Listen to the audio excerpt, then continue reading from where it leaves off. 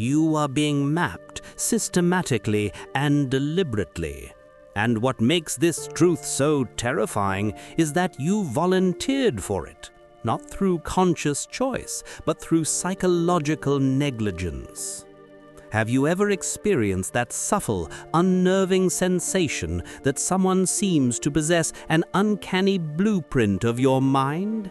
That they can anticipate your reactions before you've even formed them, predict your decisions before you've made them, and wield your own deeply held principles as weapons against you? This isn't mere social intuition, it's psychological warfare being waged in the silent spaces between your words, in the vulnerabilities you unknowingly display, in the patterns you repeatedly follow. This is not paranoia. This is a fundamental tactical disadvantage in the human landscape. While you navigate life seeking genuine connection, others are conducting strategic operations in the theater of human interaction. 5 centuries ago, a Florentine philosopher saw through the veneer of civilized society to the raw mechanics of power beneath. Niccolò Machiavelli, that most misunderstood of strategists, wrote the definitive rulebook for this silent conflict that most people lack the courage to read. He revealed that the lion cannot protect himself from traps and the fox cannot defend himself from wolves. One must therefore be a fox to recognize traps and a lion to frighten wolves. Let this truth settle in your consciousness. Right now, at this very moment, you are being studied by foxes. And until now, you have been living like a lamb among them, grazing peacefully while predators chart your movements. But today marks a turning point. Today, you begin your transformation from prey to predator, from manipulated to master, from psychological subject to sovereign. In this comprehensive exploration, we will not merely expose the 7 Machiavellian laws that strategic observers employ to dissect your personality. We will dissect them with surgical precision. You will learn to recognize the subtle signs that you're being studied, master the 3 psychological shields that render you virtually manipulation-proof, and reclaim authority over your own mind. However, for those with the fortitude to continue until the end, I will reveal the ultimate psychological trap, the master mechanism they use to transform your very soul into their preferred instrument of control. This is the linchpin that makes all other manipulation possible, the foundational principle that turns your consciousness against itself. Machiavelli's most dangerous idea wasn't about embracing evil, it was about embracing awareness. He declared that he who wishes to be obeyed must know how to command. Today, you will learn to command the only territory over which you can claim absolute sovereignty, your own psychological landscape. This transcends self-help. This is strategic survival in a world where most are sleeping through the war for their own minds. 1. Your need to be heard is their most valuable intelligence asset. Consider this profound psychological truth. Your most fundamentally human craving to be understood, to be heard, to feel connected has been systematically transformed into a weapon against you. While you speak, believing you're building bridges of understanding, they're constructing databases of vulnerability. Every casually shared childhood memory becomes a data point in your psychological profile. Every expressed frustration at work becomes a precise coordinate of your insecurities. Every personal story offered in the spirit of connection becomes a blueprint of your emotional architecture. Recall Robert's experience, a man who believed he'd found genuine camaraderie in a colleague. This friend demonstrated impeccable listening skills, asked probing questions, and created the perfect environment for psychological disclosure. What Robert mistook for friendship was actually strategic intelligence gathering. When the decisive moment arrived during a critical meeting where careers were made or broken, this colleague deployed Robert's own confessed insecurities with devastating precision. The attack was so perfectly calibrated to Robert's psychological makeup that any defense would have appeared irrational. Robert wasn't defeated by an enemy, he was defeated by a weapon he had personally assembled and handed to his opponent. This is Machiavellian strategy in its purest form. Men in general judge more by the eye than by the hand, he observed. They perceive your openness not as generosity of spirit, but as strategic carelessness. They listen to your words not to understand you, but to map you. I challenge you to conduct a ruthless inventory of your relationships. Who currently holds the master key to your vulnerability? To whom have you granted unrestricted access to your psychological weak points? The answer may unsettle you, but awareness is the first step towards sovereignty. 2. Your emotional reactions are not feelings, they are access codes you hand out for free. The sophisticated strategist understands that voluntary disclosure is only the beginning. The real treasure lies in what you reveal involuntarily. These psychological operatives function as master experimenters, continuously conducting live trials on your emotional stability. They will introduce a provocative comment into conversation not to express an opinion, but to measure the subtle tightening around your eyes.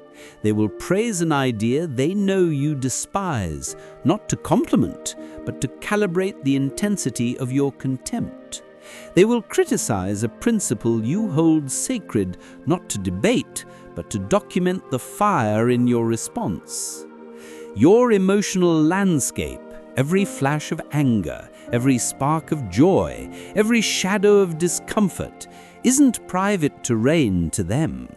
It's a collection of access codes being meticulously logged for future deployment. Consider Laura's awakening.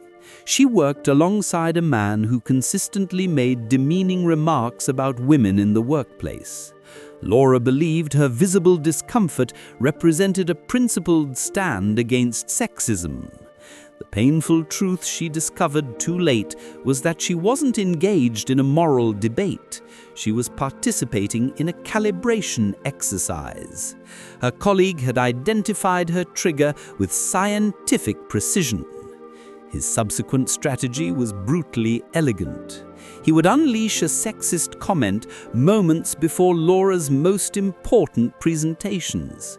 She would enter critical meetings emotionally agitated, mentally scattered, professionally compromised, a state he could reliably induce with a single well-placed psychological pressure point. Machiavelli grasped that true power derives from understanding internal mechanisms. He wrote, "The first method for estimating the intelligence of a ruler is to look at the men he has around him." The corollary is equally profound. The primary method for controlling an individual is to comprehend the emotional machinery operating within them. I assign you a crucial discipline. For the next 72 hours, before you grant anyone the privilege of your emotional response, institute a mandatory pause. In that strategic silence, interrogate the moment. Why this specific comment from this particular person at this exact time? What could they possibly gain from the reaction they're attempting to provoke? You'll discover that many conversations aren't exchanges at all. They're psychological assays, and you've been the unwitting test subject. 3. Your predictability is their tactical advantage. Your routine is their battle plan. Human beings are neurological machines designed to seek patterns. We derive comfort from rhythm, from predictability, from the known. But to the strategic observer, your routine isn't a source of comfort, it's a source of intelligence. It represents your unguarded flank in the psychological battlefield.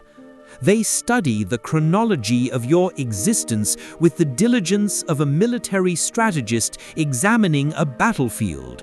Your energy peaks and valleys, your high productivity days, your stress-triggered reactions, your susceptibility to interruption all become data points in their tactical calculations. Your life, through their lens, isn't a narrative, it's a schedule of exploitable vulnerabilities. Miguel's realization came gradually. His supervisor, with seemingly inexplicable consistency, would approach him with additional, burdensome tasks every Friday afternoon. Miguel, eager to preserve harmony and begin his weekend, consistently acquiesced. He attributed this pattern to unfortunate timing. The reality was far more calculated. His boss had identified the precise point in Miguel's weekly cycle where his resistance was at its lowest ebb and his conflict avoidance was at its peak. The requests weren't randomly timed, they were strategically scheduled for maximum compliance. This exemplifies the fox recognizing the trap, as Machiavelli described. But it reveals something deeper, the application of another foundational principle. Never attempt to win by force what can be won by deception. The deception here is the illusion of coincidence.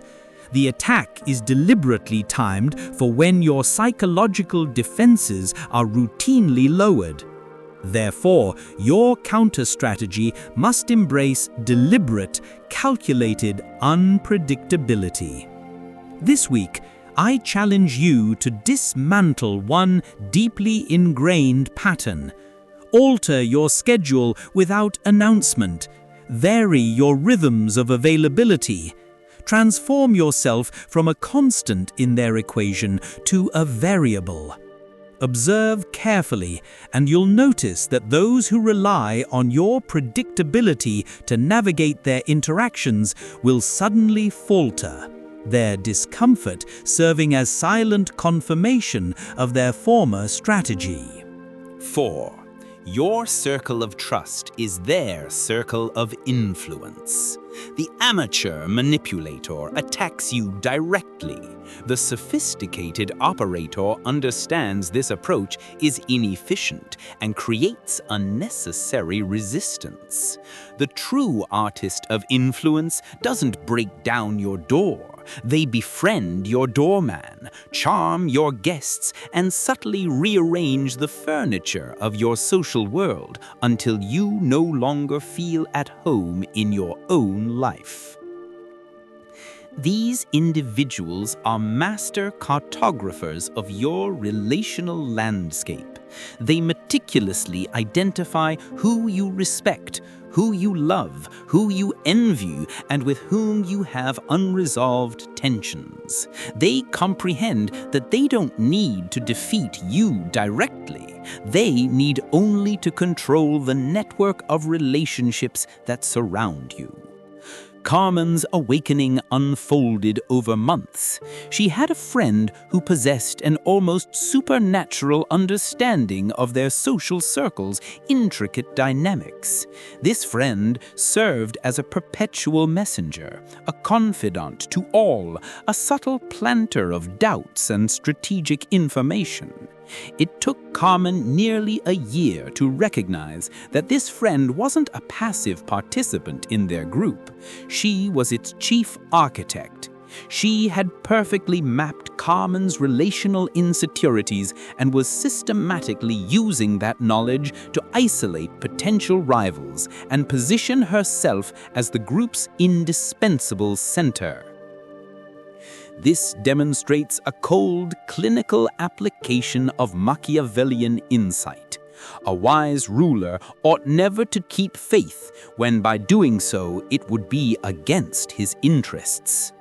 These individuals feel no loyalty to the sanctity of your friendships. They perceive your social bonds as levers and pulleys in a larger machine of influence. Maintain vigilant awareness. Does someone in your orbit consistently position themselves as the central clearinghouse for social information? Who profits from the discord they so faithfully report? If you identify such a person, understand that you're not participating in a social circle. You're navigating a soft power battleground, and you may be the last to recognize the war is underway. 5. They will use your own moral code to program your obedience. Of all the psychological laws, this is the most devastating, for it strikes at the very core of your identity. The strategic operator identifies your most sacred values, your loyalty, your commitment to justice, your compassion, and with chilling elegance forges them into the very chains that bind you. If you value loyalty, they will engineer situations that make you feel like a traitor for establishing healthy boundaries. If you prioritize justice, they will present fabricated injustices to manipulate your moral outrage. If you're driven by compassion, they will create perpetual force emergencies that demand your sacrifice. Your principles, which should form the unassailable fortress of your character, become the Trojan horse through which your autonomy is systematically conquered. Diego embodied unwavering principle. He was loyal to a fault, deeply committed, and fiercely opposed to injustice. His business partner, a keen observer, compiled this inventory of virtues and used it as an operational manual for manipulation. Every time Diego attempted to renegotiate unfavorable terms, his partner invoked past loyalties, skillfully framing Diego's legitimate assertiveness as profound ingratitude. When Diego planned well-deserved vacations, his partner engineered scenarios that portrayed his absence as team abandonment. The result was psychologically brutal. Diego worked increasingly longer hours for diminishing returns, all while wrestling with guilt whenever he prioritized his legitimate self-interest. This illuminates the brutal reality Machiavelli forced the world to confront. Everyone sees what you appear to be. Few experience what you really are. These individuals are among that discerning few. They perceive your authentic moral compass, and they master the art of manipulating its needle. Confront this reality with unflinching honesty. Compile a list of your 3 core moral principles. Then conduct a ruthless examination. Does anyone in my life consistently use these very values to pressure me into actions against my own interests? Do I experience unwarranted guilt when acting in my legitimate self-interest because it seemingly conflicts with a value they've weaponized? If the answer emerges affirmative, your virtue has been strategically hijacked. Your greatest strength has been reprogrammed as your primary vulnerability. 6. They don't want to crush your dreams. They want to own them. The psychologically naive believe enemies will openly oppose their aspirations. The strategic observer comprehends a more sophisticated truth. Why destroy a dream when you can control it? Why block a path when you can become its gatekeeper? They identify your deepest ambitions not to facilitate their achievement, but to position themselves as the indispensable intermediary between you and your goals. They assume the roles of mentor, sponsor, and guide, all while ensuring every increment of your advancement remains contingent upon their permission, their support, their narrative control. Elena burned with ambition for promotion.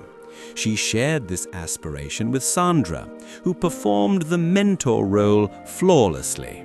Sandra offered strategic advice, included Elena in high-visibility projects, and played the supporter with Oscar-worthy conviction.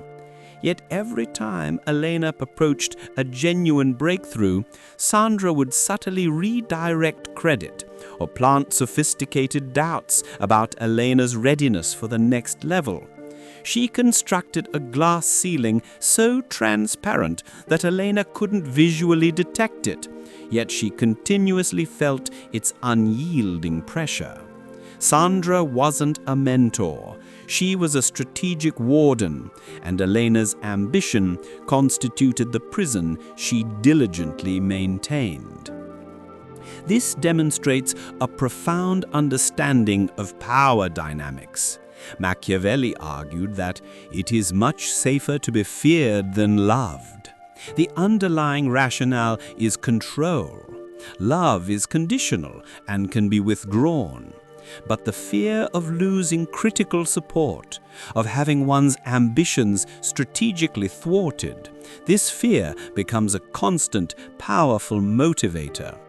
By controlling access to your ambitions, they instill that precise fear.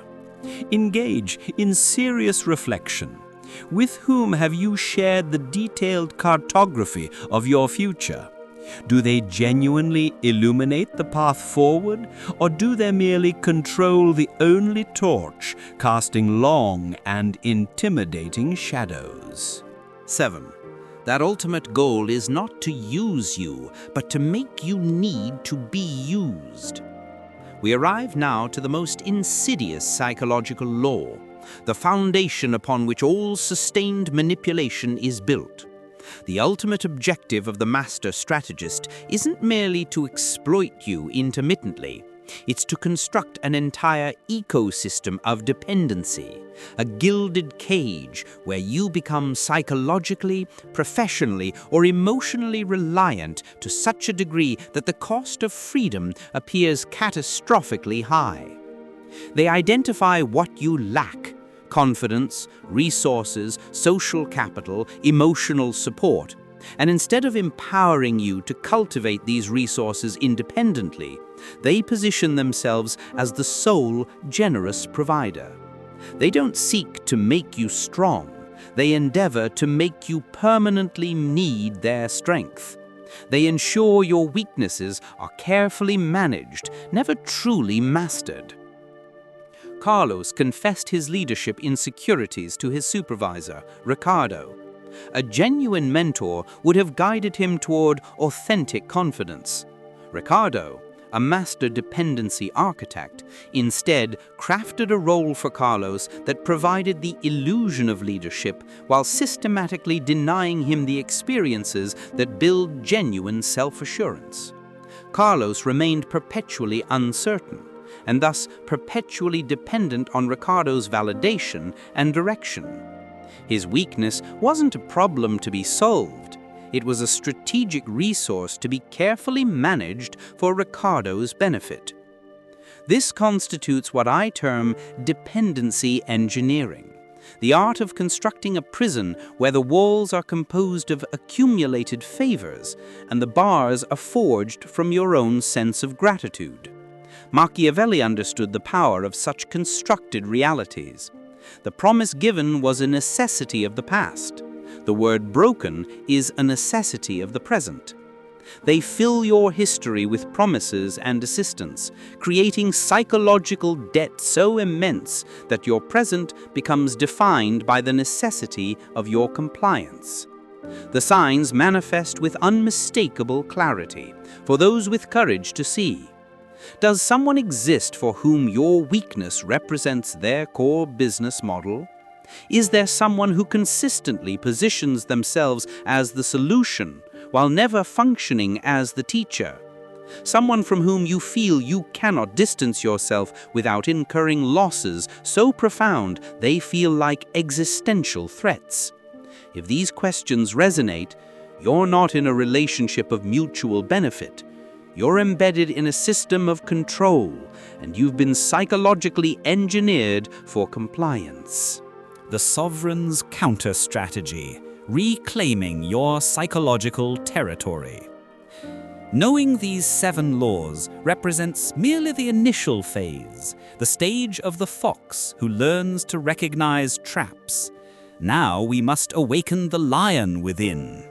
What follows are the 3 psychological shields drawn from the deepest wells of Machiavellian wisdom, designed to render you virtually impregnable to manipulation. First, implement the strategy of the iceberg. Reveal only a minimal fraction of your total psychological landscape. Permit the world to observe the visible tip, your professional capabilities, your cordial demeanor.